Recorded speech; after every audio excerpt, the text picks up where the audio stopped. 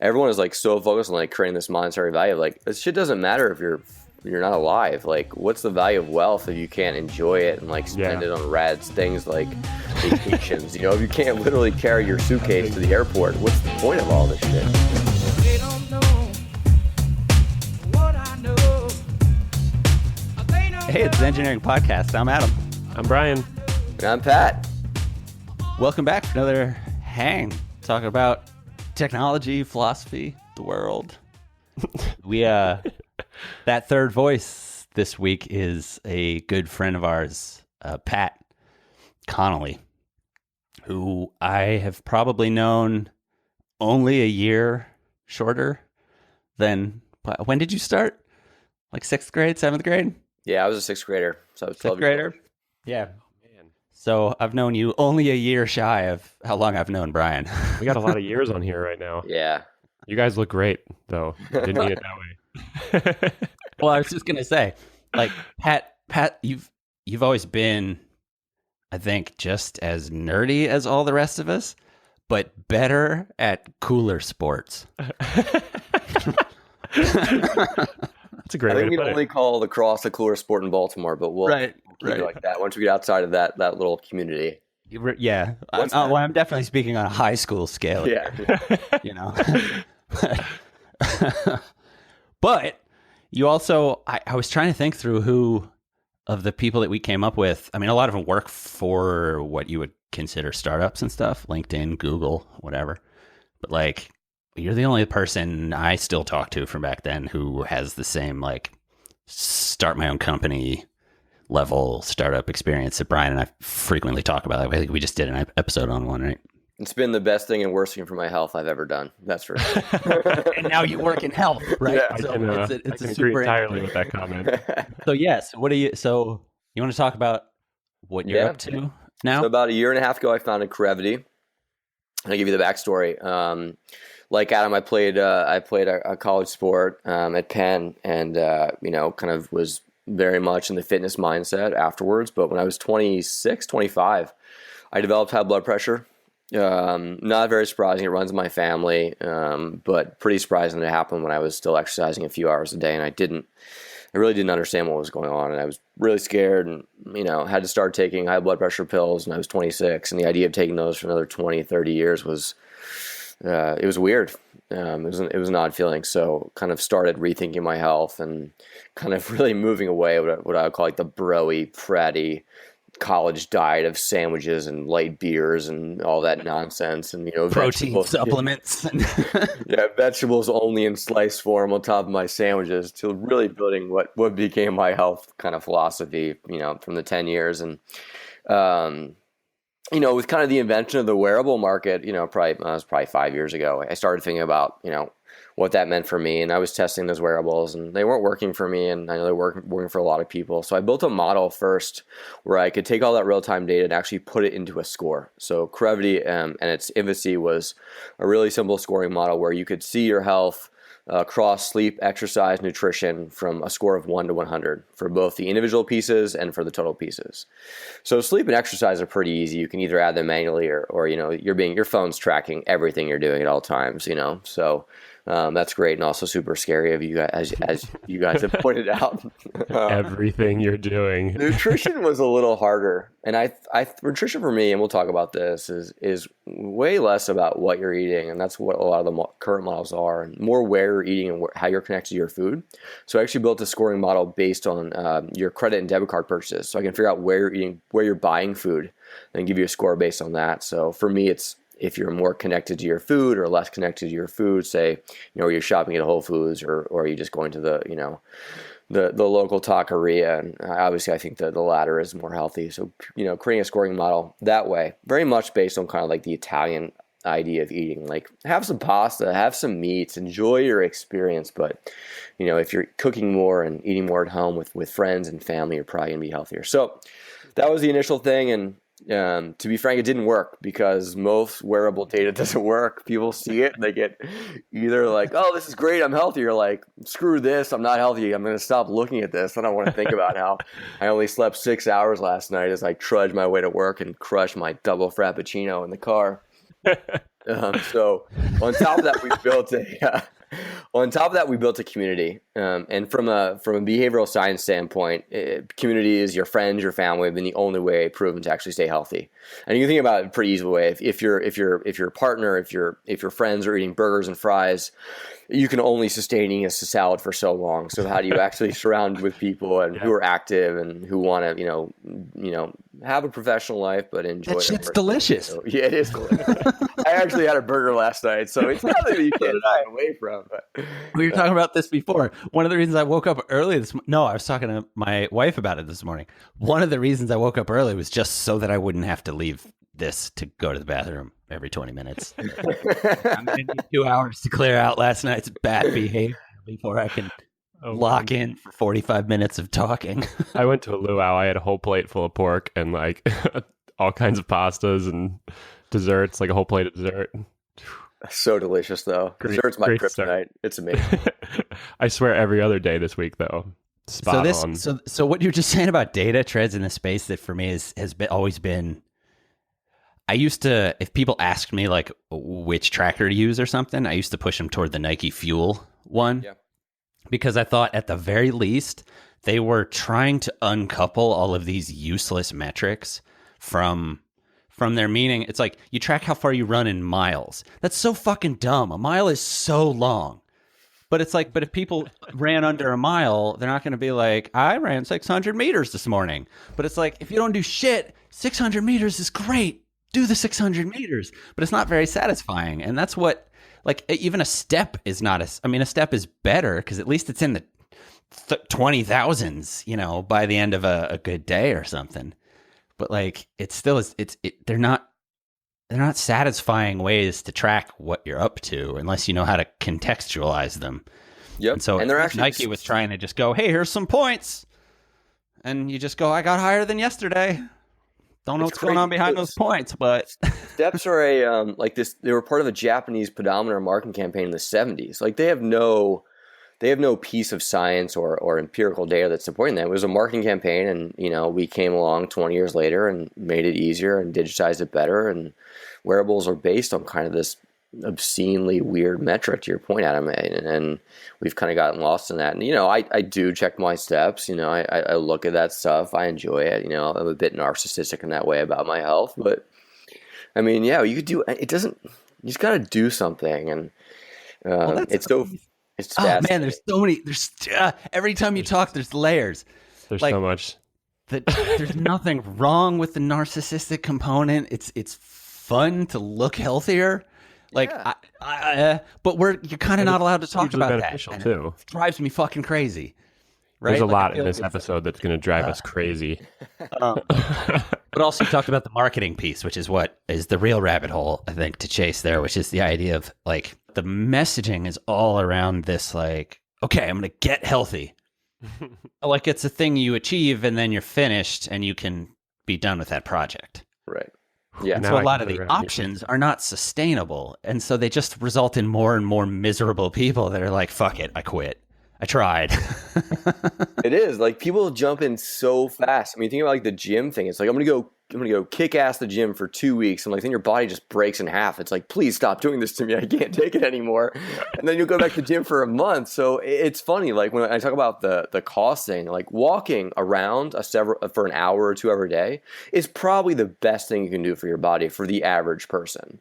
Right. But like everyone wants to look like The Rock or, Michael Phelps. And it's like, just take it one step at a time. Like I have no problem with people busting weights to the gym and, grunting and moaning and getting excited. But most of that is kind of, it's just kind of silly, I do it, I'm part of that. Yeah. I totally engage in the when we were chatting before we started recording, the thing that made me go, no, stop.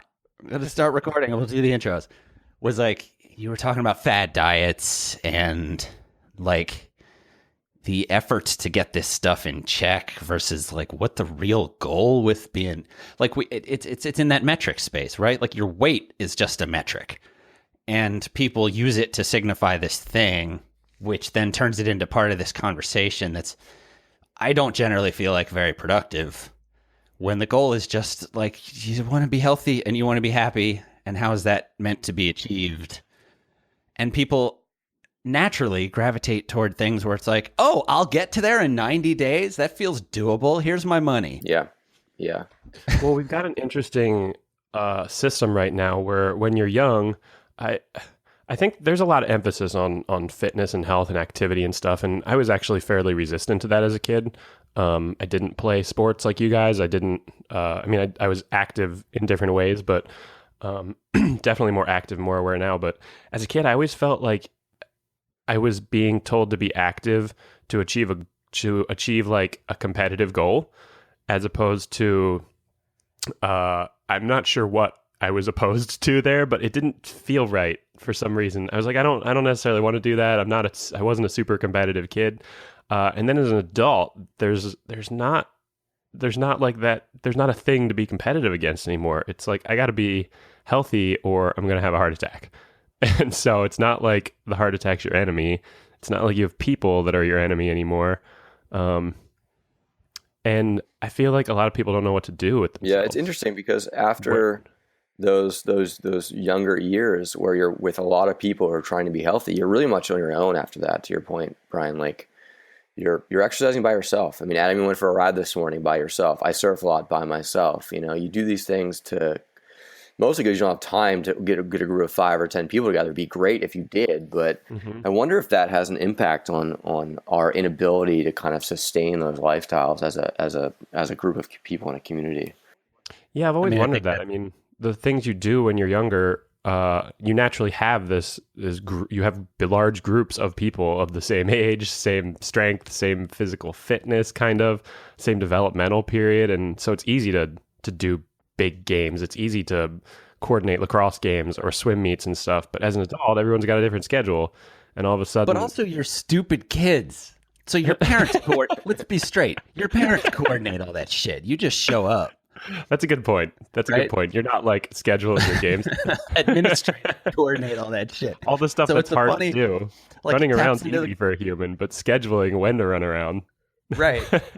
So like maybe that even taps into the education lacrosse thing, right? Because how do you teach people the lessons that we're talking about here other than make them do things that kids are very frequently like, why do I have to go to gym class? I'm bad at it. Everyone laughs at me. What if the lesson for kids is that the adults play the sports and the kids have to like schedule and coordinate and keep score? And then when you're older, you'll feel like, man, I've been waiting my whole life to get out there. That skill set would better prepare them for the world they're going to graduate into. It's true. I mean, I wonder why, so many people jump to personal trainers in their 20s and 30s just to get motivated, I mean, it's expensive too. I was sharing this with the guys where we started $65 billion a year on weight loss programs, dieting, and gym memberships. That is an insane amount of money. And that's outside of the healthcare space that we're already, throwing 20% of our GDP at. I mean, these are like real dollars. And for most of us, the ability to get fit is a pair of running shoes and, going to the grocery store every week. It's scary, and I get it. You want to be fit. You want to feel like your money's going to a place that matters, but your time is really the limiting factor for everyone. So what's your model, Pat? Either like you just personally or through Corevity. Like, how does that play into your mindset for fitness for yourself, fitness and health and well-being and looking good and feeling good? I mean, I think the first thing to start with, which is the hardest thing, and I don't have kids, I know that the people on this podcast don't either yet. So I know sleeping is hard when you have kids, and I know it's hard with work, but if you're not sleeping to 7 to 9 hours each night, as an average adult, you're in trouble. I mean, your body does these amazing things and resetting itself, and your blood pressure goes down at night, and all these really unique things that are going to keep you healthy. And if you don't do that, it's like, I mean, I don't know the best way to describe it. Maybe it's like waking up hungover every day, and your body's just off, and you actually crave fatty foods, you crave bad foods, and your blood pressure doesn't get to reset. So you basically wake up as kind of like a health zombie. So if you could just start with sleeping that amount each night, and it'll vary per person. But that's what the National Sleep Foundation recommends: 7 to 9 hours each night. You're going to make a big difference. So like for me, for example, and Adam, you woke up really early this morning to go run. I always wonder whether it's worth sleeping that extra 2 hours in the morning or going for a run. And I struggle with this. I wake up early to go surf so I can get to work on time. I'm up in the pre-dawn hours, and I'm exhausted by like 6 or 7 o'clock at night. It affects my social life, and I'm less. Yeah, I was gonna say that's achieved by going to bed at 8. It is, yeah.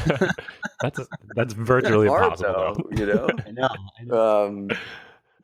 Sticking to that is probably the hardest thing I do in a day. It's honestly, if you can, it just backloads the effort. If I can get to bed early, the waking up early part stays easy. Yeah, I want to talk about sleep for a little bit, because that sure seems like one of the places that everyone's probably heard that, right? Hey man, you got to get 8 hours of sleep. Like, go to bed early to bed, early to rise, healthy, wealthy, and wise. Early bird gets the worm, like all that trite stuff. But that one, people like really overlook that. I spent 10 years like priding myself on never sleeping. Like my whole 20s was sleep as absolutely little as possible, and then like crash a couple days a week to try and quote unquote catch up. I always used to say, when people would ask me about like broader lessons from being an athlete at the level that I was, I always used to tell them that I realized that like taking part in that sort of sustained effort was more about the rest than it was about the effort. It was easy to show up and bust my ass for 2 hours until I had nothing left. The hard part was, over here, I got to not do some things that are going to affect my recovery. I got to do other things that will help my recovery but are not necessarily fun. I have to skip going to parties. I never went to a basketball game in college, even though I went to an ACC school, because you had to stand for too long, and that would affect my recovery. My legs would be tired the next day. But it's like the sleep piece. When I was really starkly reminded of that when I went back to school, because I realized the extent to which in every day in intellectual conversations, I had an edge on people just because they seemed fucking tired. It's so true. I was up, I slept for 3 hours last night to study for this. And I was like, I did as much studying as I could do with enough time to sleep so my brain could remember that shit. And I'm here like, hey, let's take a test. And they're all going, this fucking guy. This old guy's really killing it. What's the secret? My secret partially is I'm only here to pass. So I'm not too worried about, some of the same things you are. But to your point, Adam, talking Also, I realize if I can, like, what your brain does at night is phenomenal. And if your job, like in law school, is just to use your brain, then you got to take care of the hunk of meat. Like, there's no, it's like having a car and being like, well, I'm going to get in it and just drive it until it craps out. Leave it running overnight. It's like, yeah, it'll be fine. It'll be fine. I'm good. But like to your point, Adam, productivity is so base. I mean, Jones, I think we all fall in this like fallacy of time management. Like, I just want to put more time in, and like this happens to me all. I get excited about something, all of a sudden it's 1 a.m. I'm working on a project, I don't want to stop, and then, the worst part is I'm so excited it takes me 2 hours to fall asleep after that. But and I hate pointing out singular examples, but it's such a good one. Elon Musk sleeps 8 hours a night. Okay, like you are likely not as busy as him. He runs two. He runs two of the biggest companies in the world, or not the biggest companies, but right. I think he's like a triple. You definitely don't have as much. Like he has children as well, right? So don't even tell me like, well, he doesn't know. And he plays video games. He swears like tons of them. I guarantee you, God damn he it, has more on his plate. Yeah, I was listening to a podcast the other day where the best part was the last 10 minutes when they were trying to wrap up and he seemed like he didn't want to leave. He was like, what are you guys into? And one of the hosts was just like, I play a lot of StarCraft. And then he straight had a like, I know what I'm talking about conversation with him about StarCraft for 10 minutes. Like saying esoteric things. Like he clearly, like, and I guarantee you, for our listeners, no matter how much you think you have on your plate when you wake up in the morning, that guy's got more. Unreal. But I think we're so overwhelmed with how many things we think we have to do, and I feel that way, and I think everyone feels that way. But if you can really accomplish like 3 or 4 really big things every day, you're crushing it, and then you can enjoy that sleep process. And I think one thing that's hard about sleep too, especially in this fully connected world, is you got to take some time before you go to sleep to like step off, and reading has always been the example for most people. I like everyone else in the world, I check my phone seconds before I put my head on the pillow. I mean, oh my God, like did someone, drop an Instagram post at, 11 o'clock at night that I missed? Yeah, I mean, Pat, you really, not appropriate, but I almost want to take the conversation to the idea of time management, because that's like maybe even a bigger underlying problem. You said if you can do 2 or 3 big things, right? And so I realized like part of the problem when you go to work and your job is in this space where you're like, okay, I got to do a programming thing or I got to do a marketing thing, like knowledge jobs. You have tasks, you have broader goals in front of you, right? When I was, and this kicks back to sports, which kicks back to health. It's like I wanted to go to the Olympics. But first, I had to do well at NCAAs, and before that, I had to do well at ACCs, and before that, I had to do well in that practice that I was in right at that moment. But if all you ever think about is, like, you need to know that the Olympics are out there, but if you obsess about it too much, it's like backbreaking. And so part of the time management piece is like this almost Zen thing of trying to figure out, like, what does constitute a big thing? Because if I'm writing an email to someone really important, sometimes just getting that email out the door is a big thing, right? Because it's like, I was scared to write it. I needed to proofread it. I had to run it by my crew. Like I had to, like there's this whole like, part of it. And to some extent, I probably feel more like that than I should. And I could worry about it less. But also, you got to give credence to that in your day if you're trying to calibrate, like, okay, what did I get done today? I sent 5 Slack messages. I sent 2 emails. I walked around juggling for 4 hours. Like, as long as that was on your to-do list. Day, but sometimes that's a really productive day. If the next day that the person answers that email and they're like, yeah, let's do it. Right? Like, but from a behavioral standpoint, it's really important because if you do a million things, like send out a million crappy emails and a million like things, you actually want responses in the same time that you're sending them out. So I get super anxious if I send like 15 emails. I'm like, why isn't anyone emailing me back? What are they doing over there? I'm freaking out. But if you send one beautifully crafted email and it's really important and you get the response you want, and this happens in startup life all the time. If you do these small things that become really important, you actually are willing to wait more to then, okay, like this person's sending a thoughtful response because I sent a thoughtful email. You kind of like slow down a little bit and let things happen more organically, and you kind of go through life in a better mindset, I think, too. I'm amazed at there. I think everyone has those days where they have just unbelievable success with the things that they're trying to do that day, and I wish that the complexity of your daily life could be measured and tracked, and I could pull out the features of that day that made it successful. Because I think we would just be blown away at the simplicity of what it takes to be happy and healthy and calm and productive every day. And I think we kind of know all these things. Like you're running through them. Get good sleep. Don't put too much on your plate. Concentrate on the couple things that are really important for the day. And it's just, why is it so hard? All 3 of us on this conversation right now, for sure, know, I think, that most days we're probably like frantic trying to do too much bullshit. And we know that we could cut a lot of it out. Well, like we know, don't check Slack and my text messages every 30 seconds. But I just don't do it. Most days I dig around and I do that all day. what the hell is our problem and what do we do about it?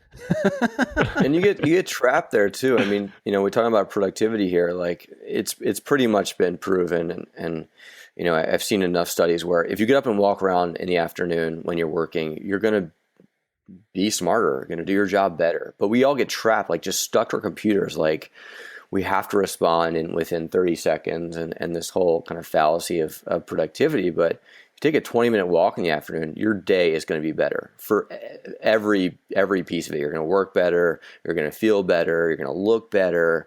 Such a simple thing that I know so many times I'm just in the zone and I want to finish things, and then I'm just sitting for 3 to 4 hours at a stint, and my body is just angry at me. My mind is angry at me. It's hard though. The place I've been working for the last 6 weeks or so allows you to bring your dog in.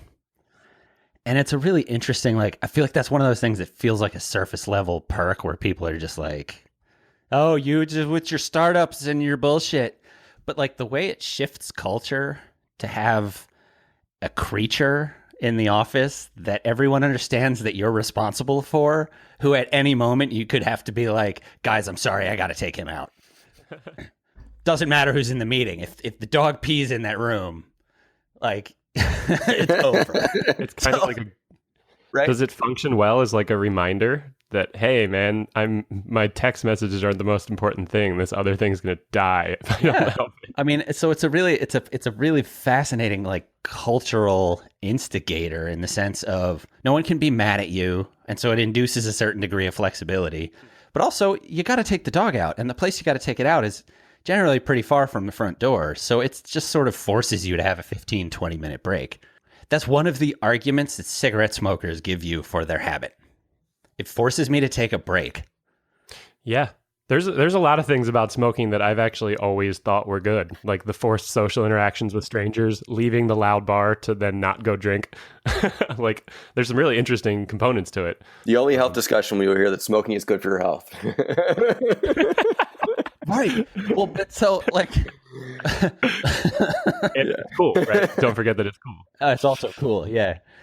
But just the idea that, like, culturally, like, I feel like that demonstrates fairly well what you're dealing with if you're trying to have a health like startup, or you're trying to dip a toe into the health space, right? Like, you're up against a culture where it's acceptable to have an addiction that causes you to need a 20-minute break every 2 hours, but it's not acceptable for me to be like, yo, I got to clear my head. I'm just going to walk around the block some. Yeah. It's interesting. Like, that's a problem for, general productivity, mental health, all manner. It really is. And talking about productivity, I do find, and I know everyone here is pretty excited about exercise. I find exercise to be my default backup plan for the productivity. Like if I'm having the worst day and I go for like a 45-minute run, I just feel like I accomplished my day. And over time, it doesn't work. I'll feel, I want the intellectual component and the social component, but I've always used that. I think since I was young to escape from things and find some emotional relief and some physical relief. And from a productivity standpoint, it helps me. It helps refocus me. It helps rebalance me. I think being just dog tired and exhausted is actually a great way for me, at least, to think. And I'm a pretty high intensity person, so it is a unique thing. I don't recommend it for everybody. But it's nice to have that as a backup plan. And, when I think about exercise, it's such a great stress reliever in that sense. And it always has been. But finding time to do it is always the challenge for most people. I love that comment, Pat. I've never heard anyone say it like that before. Like, I know a lot of people are like, I use exercise makes me feel better. Exercise makes me more productive for the day. But I've never heard someone say it's my backup plan for productivity. And that's exactly how I use it all the time too. And I've never seen it like that. I love that. I've never really thought of it that way, but it's always the first component in a phase for me of trying to get a handle on my schedule when I start to feel like I have no idea what's going on in my life. It's always like, okay, I haven't been running in the morning. I haven't been riding in the morning. I'm just going to get back to doing that so I'm healthy, and then figure the rest of it out. Well, the other thing you said in there that I think is interesting, Pat, is you were like, you said you are like super intensity with your workouts and your use of energy throughout the day. And so for you to get that benefit, to take a break from work and go get some exercise, come back and feel refreshed and clear-headed and happy and well, probably requires a more significant investment, a harder activity, maybe more time doing it, more intensity.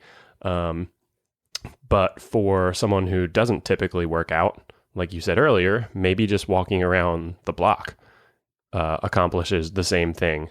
And that component seems like a serious challenge to lay out for people. How do you know what any individual needs? How do you know when they're doing too much, when they're going to harm themselves? And how do you know when they're doing too little? And then how do you, in today's world where I feel like everyone sees every other picture on their phone or their computer is someone who is in tip-top phenomenal shape selling them a juice diet, how do you let the normal person know, the average person know that, hey man, just go for like a half-mile slow jog and you're going to feel awesome? I want to break that down for a second first, though. When you say selling you a juice diet, you mean like they're on Instagram and they're literally saying, do you want to look like me? Use this juice diet.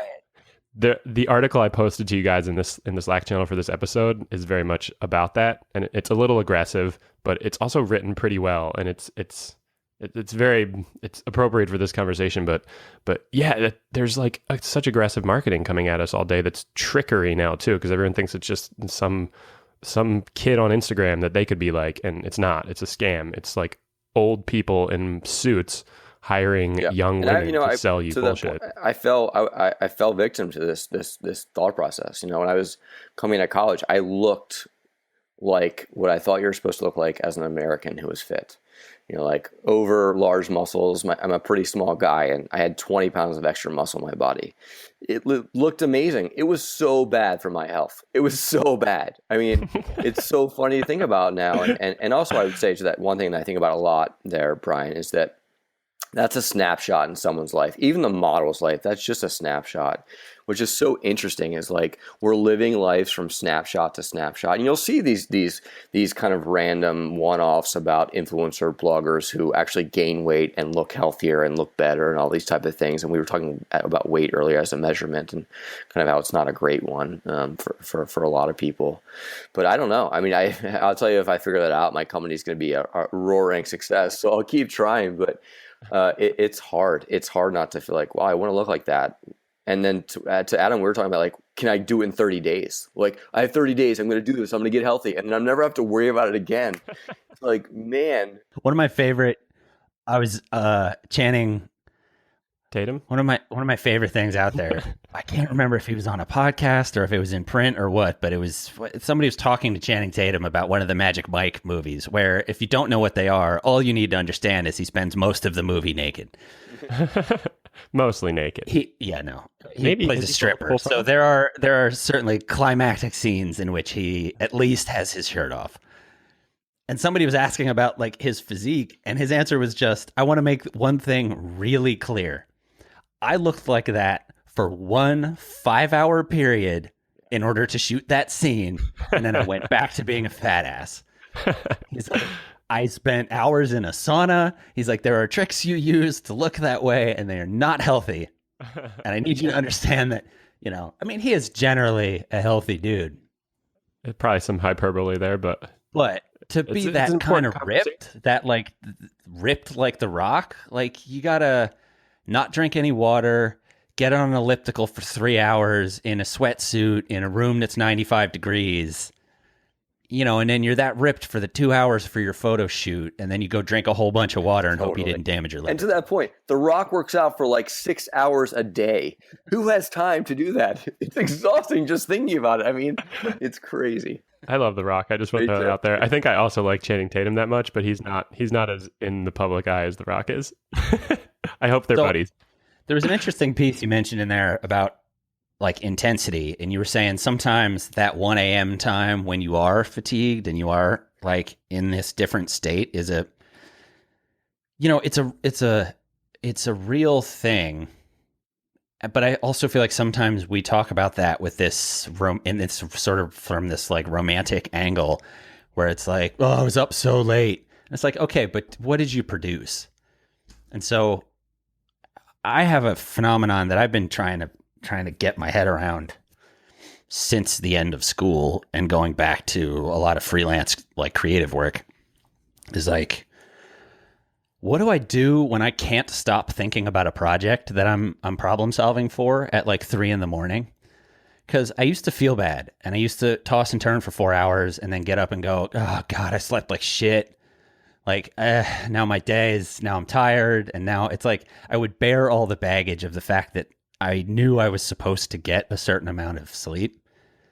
Lately, I've just kind of been owning it. And as soon as I guess maybe it's like a mindful thing, but as soon as I'm aware that that's what's happening, I just get up and I start writing or I start working on the project in whatever way I got to work on the project. And I know I'm going to be tired all day, but I'm never more tired than I was when I just tossed and turned for 4 hours and had a shitty day. So it's like, well, fuck, if I'm going to have a shitty day, I might as well get started at 3:30 and bang out a few good hours before I'm dead. Like, and I produce great stuff during that period sometimes. So like you also have to own that there are times when if what you do, it doesn't even, there's not even a qualifier if what you do is with your brain, right? Just, it doesn't matter what you do. It's going to bump up against trying to stick to these strict metrics that people talk about all the time, whether it's you have a kid or you take a weird job or your job is just to keep your brain healthy because what you do is sit in a room all day and have ideas. Like there's this piece where you can't have this idea that I'm going to stick to this black or white or else I failed. This speaks to a theme that Adam and I have noticed recently in a lot of our conversations that we haven't really discussed directly until recently, but it's the idea of a feedback loop. And I think a lot of what Corevity is doing, right, is trying to give you information so you can make intelligent decisions. But I mean, you see that in a lot of places, not just in health. You see it all over the place. Humans, the whole world runs on feedback loops, right? It's like the nature of the universe is interaction, information sharing, and then changing behavior because of the information. But one thing we don't see in a lot of really important places with human feedback loops, we don't see like, here is where you've done enough and you can relax now. And I definitely feel like we have that with fitness, right? Because I think people picture The Rock as fit, or maybe not The Rock. He's a kind of a cartoonish character almost, but they picture like an athlete, or they picture a young yoga teacher who's been fit their whole life, or they picture the ideal person in their sport. And that's not necessarily, that person might be a little healthier than you, but you're plenty healthy if you're not as fit as a star athlete. And how do we discover what is enough and all this stuff, right? Like, when are you eating healthy enough that you can eat pizza and feel great that you had a pizza? Or when have you worked out enough that you can relax the next 3 days and just totally There's actually a very interesting book out right now, Dan Buettner. It's called The Blue Zones. And he's writing about these different groups of people throughout the world who have a lot of centenarians, which are people older than 100. And there's all these, different micro communities. There's one in Japan, there's one in Costa Rica, there's actually one in California. And one thing that's very interesting about the one in Japan, from a fitness standpoint, is that these women they sit down and stand up like 30 or 40 times a day, right? So they're moving with their bodies all the time. They're not running, they're not doing these crazy American versions of high intensity training. They're literally just getting up and down, moving from, a sitting position on the floor to then standing. And because of that, their body has incredible flexibility. I mean, these are women in their hundreds who are, walking around. They're in their gardens every day. They're really living. And the same way, there's the group in Costa Rica, a pretty, not poor community, but not the American version of wealth. And they eat a lot of potatoes. We're obsessed with eating carbs. To your point, like what can I eat? And they eat potatoes and fish and these really super basic diets. And it's so consistent. I believe that's what's changing them. But to your point, actually last summer I was doing some traveling. I'd gotten married and was working on Corevity and was able to kind of be out of San Francisco for a little bit of time. And I wasn't doing a lot of high intensity training. I was walking a ton. I was walking like 5 or 10 miles a day, and my body actually started to look less what I would say is fit. And it was I was angry about it. I was really frustrated. Like, I was less kind of just more lean but less muscular, and I didn't know what to do about it. I came back and I started running again in San Francisco, and I lost 10% of my mile times. So I hadn't run for 3 months, and all of a sudden I was just faster and basically stronger and better. And it was so weird. Honestly, it was a total mindfuck. I didn't know what to do about it. It took me months to wrap my head around. I thought I was running really poorly, and Strava was telling me I was doing great. But things like that, to your point, Brian. I mean, if there's things we're doing and I think a lot of us are overtraining, or we're too worried about doing high intensity things, where all we have to do is maybe walk for an hour a day with a friend or a partner, and we'll be healthy enough. We'll be healthy enough to live a very long life. And I feel like there's two things there, which is the thing I kept wanting to say while you were talking, Brian, was like, the thing about The Rock is I can tell you how to achieve that. You're not going to like it. Right. So like, it's not a useful thing to aspire to, because it's like, here's how many hours a day you got to do cardio. Here's how many times you got to hit the gym. Every time you hit the gym, you got to push it till you feel like you're going to shit your intestines out. Here's what you got to eat. And you're going to be like, I love food, but that's so much. I don't even want to. Like, that was my life as a swimmer, was just like, here are all these places where you're going to have to push yourself until you want to throw up all the time, including eating. So many calories. You know what it's like to actually eat 12,000 calories a day? It's not pictures. Fun. They look amazing. Like, the back half of every meal is not enjoyable anymore, but it has to happen because otherwise you're asleep in an hour and a half. But what you were saying, Pat, like what you got to at the end there was, I think, gets us to the Corevity pivot that we were talking about before. So earlier you mentioned, like what you built with Corevity, and you said, and that didn't work. So and that relates to the fact that there are metrics. You're tracking real things, right? And you were trying to do something with those real things that relates to something I think we were talking about before we started recording, which was just like reframing. There are metrics. They just kind of need to be reframed. But then there's this other piece, which is the pivot, which is what actually matters is having a community of people that can support you in what you're doing. And this came up with the last time we talked about like health and fitness on the podcast, because we had a podcast or a CrossFit coach on. And say what you want about CrossFit's methodology, there's a community aspect that is like fierce on the level of, I've only seen it on the swim teams, like as a kid in the summer. Like, they have meets on Saturdays where they all get together and they do CrossFit against one another. Like, where else does that exist in a fitness option for people right now? And I think that's the underlying core of and CrossFit. SoulCycle kind of has a similar type community. I mean, mostly in the major cities, but same idea. It's very interesting that, and everyone who knows about CrossFit hates to talk to people who do CrossFit because that's all they talk about. But at some point, you gotta love and hate that at the same time, because that's how they've centered their lives, and it's a really neat concept, Adam. I'm totally with you there that they've bought into this philosophy. It's actually not a super new philosophy. It's been packaged very well, and it's very easy to to obtain and readily accessible for people. It's a neat idea that these people love being in there. They love doing these crazy weird exercises and talking about them. It's neat. Hey, Jones, you do like SoulCycle stuff, right? Like what, or an equivalent? Do you? Yeah. I was walking by the cycling room at the gym the other day, and it was all dark, and they had like this wall-sized screen that was projecting what I could only describe as a hyperspace tunnel from Star Wars. That was rolling in time with the music, and I was just like, man, I'd be so fired up if I was in there right now. I have never been in the hyperspace tunnel, but it's pretty close. I try to do as many varied forms of exercise as possible, partly because I think that's good for you, and partly just because it's fun. It keeps me interested and entertained. But Soul Cycle, which I did, or Cycle Bar is the company by me that just opened. I do that. I've done that off and on for like a year or two, and it's got that same.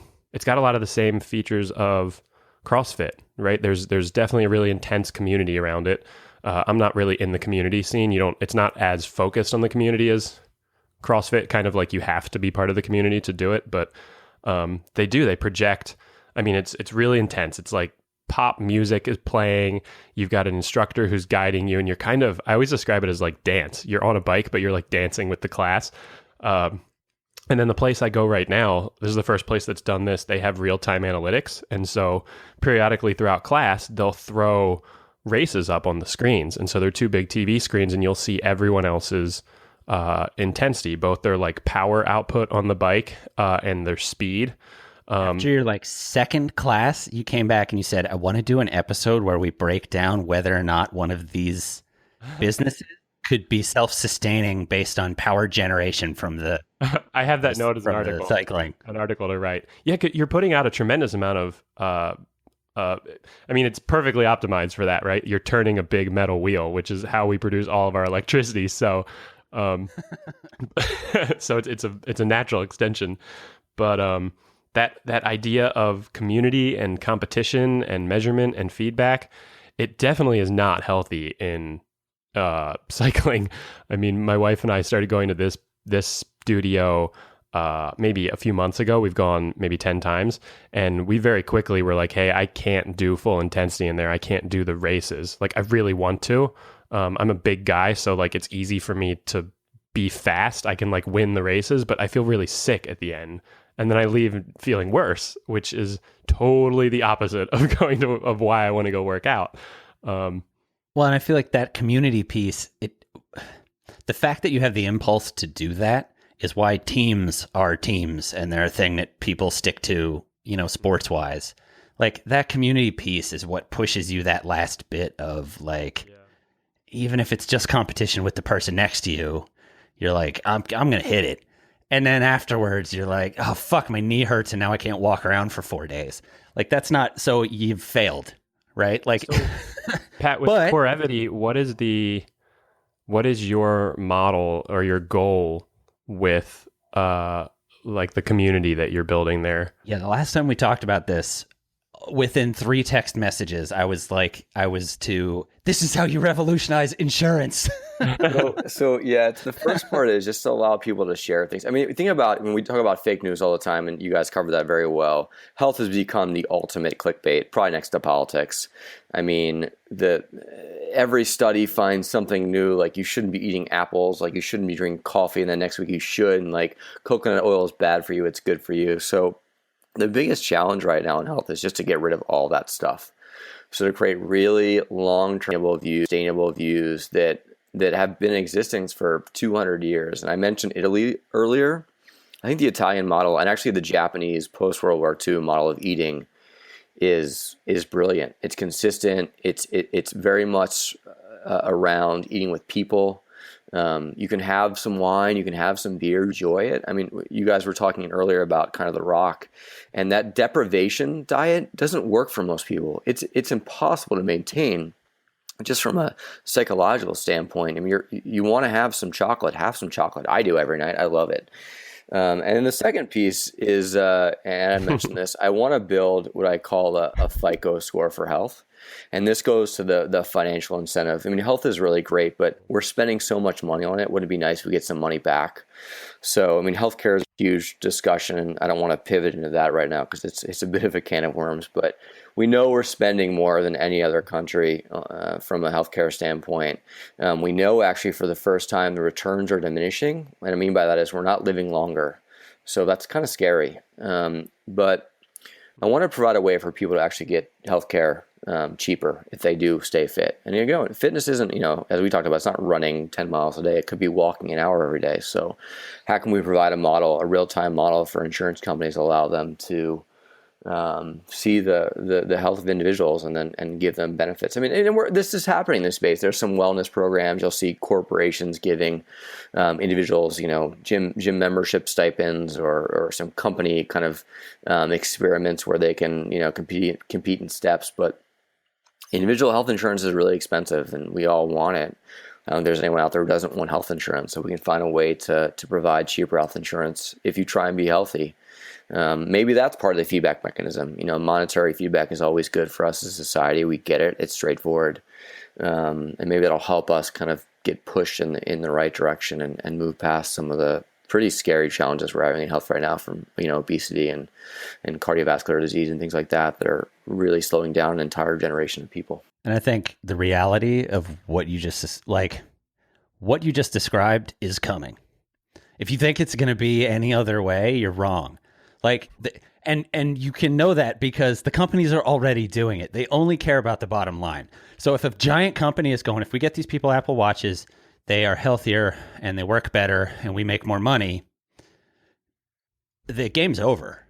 So some sort of system that tracks your health based on metrics that we're able and happy to track and hand over to healthcare professionals because they make us happier.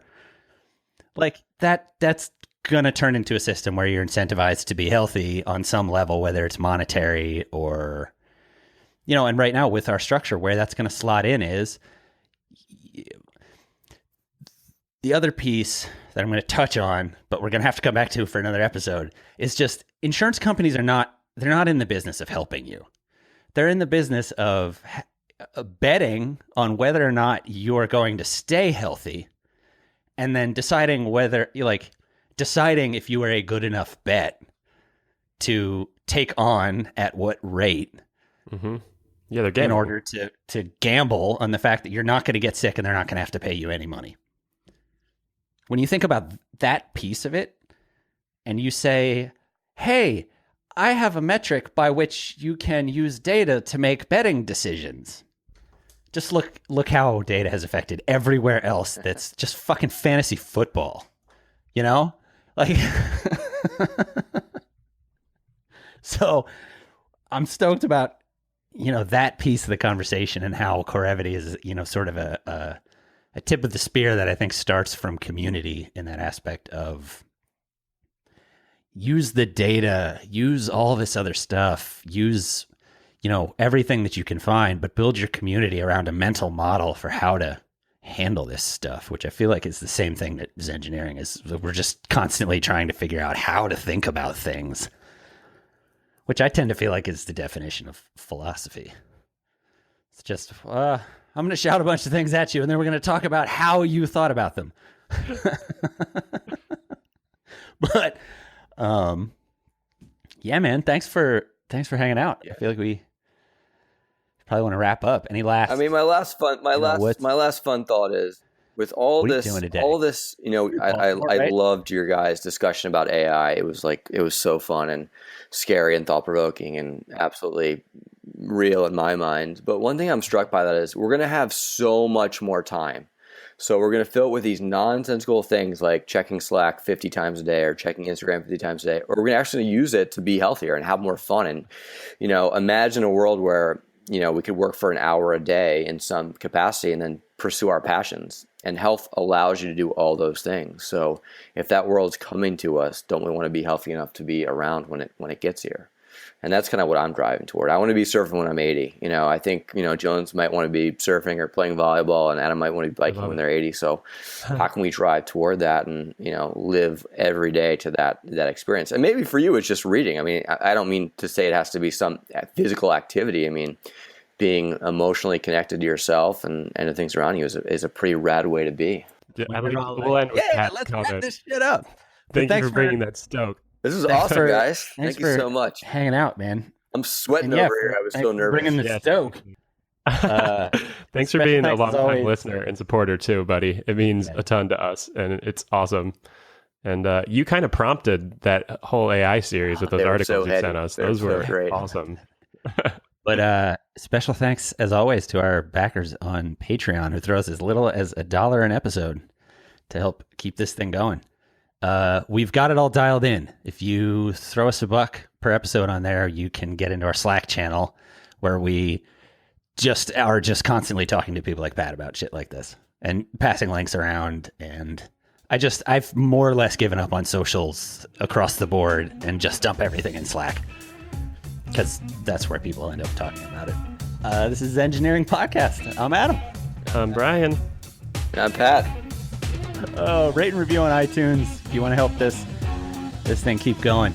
Get a good night's sleep tonight, everybody. Sweet sleep. But don't feel bad if you don't.